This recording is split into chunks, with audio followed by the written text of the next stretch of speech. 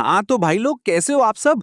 यार आज का अनुपमा का एपिसोड ना मतलब कसम से इमोशंस और ट्विस्ट्स का पूरा रोलर कोस्टर था। एक तरफ रोना धोना तो दूसरी तरफ एकदम सॉलिड सस्पेंस। फटाफट चैनल को सब्सक्राइब कर लो क्योंकि आज की अपडेट आप बिल्कुल मिस नहीं करना चाहोगे। चलो जल्दी से बताता हूँ कि आज क्या क्या बवाल हुआ। तो भाई एपिसोड की स्टार्टिंग में ही हम देखते हैं कि दिग्विजय सर का गुस्सा एकदम सेवंथ स्काई पर होता है। उनका सीधा कहना होता है कि रोजी और उसके पति पॉल ने जो किया है उसके लिए अभी पुलिस बुलाएंगे। पर अपनी अनुपमा तो अनुपमा है। वो उन्हें रोकती है और बोलती है कि इनकी गलती की सजा इनकी छोटी बच्ची टिया को क्यों मिले। कोर्ट इन्हें अंदर कर देगा तो वो अकेली रह जाएगी। बांकू भी पॉइंट मारता है कि दी माफी मांगने तो सिर्फ रोजी आई है, पॉल तो आया ही नहीं।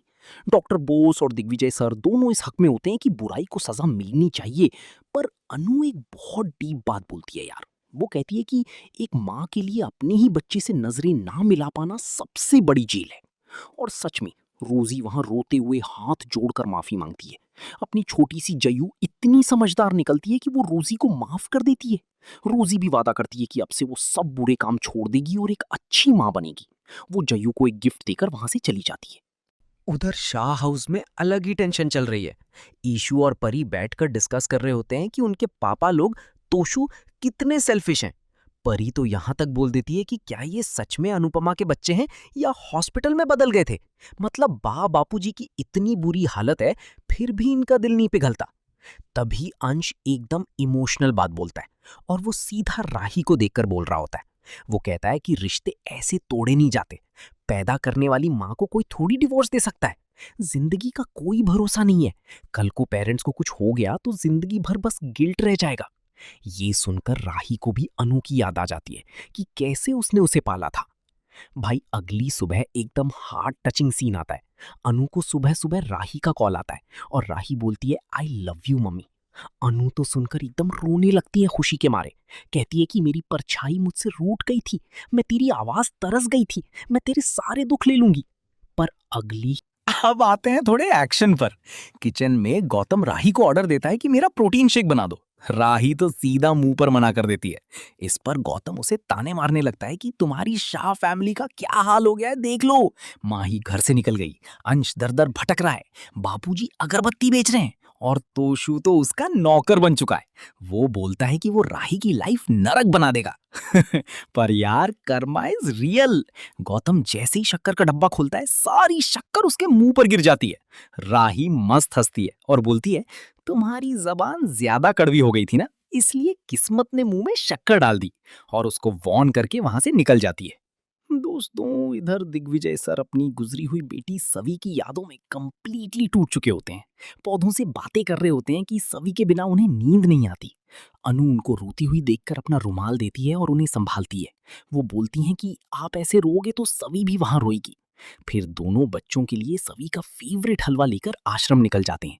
वहीं दूसरी तरफ प्रेम अपनी लाइफ से एकदम फ्रस्ट्रेटेड है। लोग उससे पैसे मांग रहे हैं, उसे चोर और धोखेबाज बोल रहे हैं। वो इतना गुस्से में होता है कि फोन फेंक देता है। राही आती है तो उसे बताता है कि उसे घर से निकलने में डर लगता है, लोग उसे ताने मारते हैं। वो इतना टूट चुका है कि कहता है मैं यहाँ से भाग जाना चाहता हूँ या मर जाना चाहता हूँ। राही बेचारी उसके पीछे पीछे भागती है। अब एंट्री होती है मेन विलेनियस प्लॉटिंग की। मोरीबा अनु से बदला लेना चाहती है तो गौतम आकर उसे बताता है कि अनु गोवा में कैफे चला रही है। मोरीबा सोचती है अब गेम खेलने का टाइम आ गया है। वो दिग्विजय के ही बेटे रणविजय से हाथ मिला लेती है क्योंकि दुश्मन का दुश्मन दोस्त होता है। और इसका असर सीधा अगले सीन में दिखता है। जब अनु और दिग्विजय घर आते हैं तो देखते हैं कि सरकारी अफसरों ने कैफे पर ताला मार दिया है।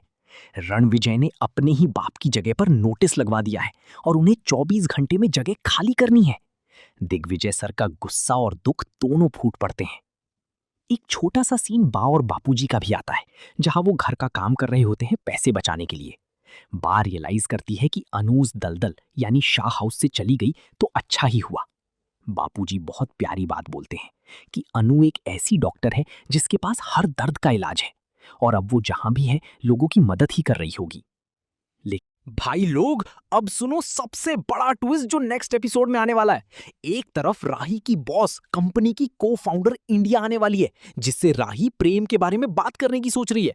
पर असली माइंड ब्लोइंग चीज तो ये है कि जब अनु और दिग्विजय उस घर को छोड़कर जा रहे होते हैं तो अनु के हाथ से अनुज की फोटो नीचे गिर जाती है। दिग्विजय सर फोटो उठाते हैं और कहते हैं, आप अनुज को जानती हैं? भाई पता चलता है कि दिग्विजय और अनुज यूएस में बहुत अच्छे दोस्त थे और जब सवी का कैफे खुलने वाला था तो उसके लिए चेक अनुज ने ही साइन किया था। बूम! दिग्विजय सर बोलते हैं कि इस कैफे पर आपका यानी अनुपमा का पूरा हक है। बस फिर क्या था, अपनी अनुपमा ठान लेती है कि अनुज की इस आखिरी निशानी और इस कैफे को वो किसी हालत में रणविजय के हाथों में नहीं जाने देगी। तो भाई कैसा लगा आज का एक्सप्लेनेशन? अब अनु रणविजय से अपना कैफे कैसे वापस लेगी ये देखना सच में कमाल होगा। वीडियो पसंद आई हो तो लाइक जरूर करना और कमेंट्स में बताओ क्या अनुपमा कैफे बचा पाएगी। मिलते हैं नेक्स्ट अपडेट के साथ। Till then take care.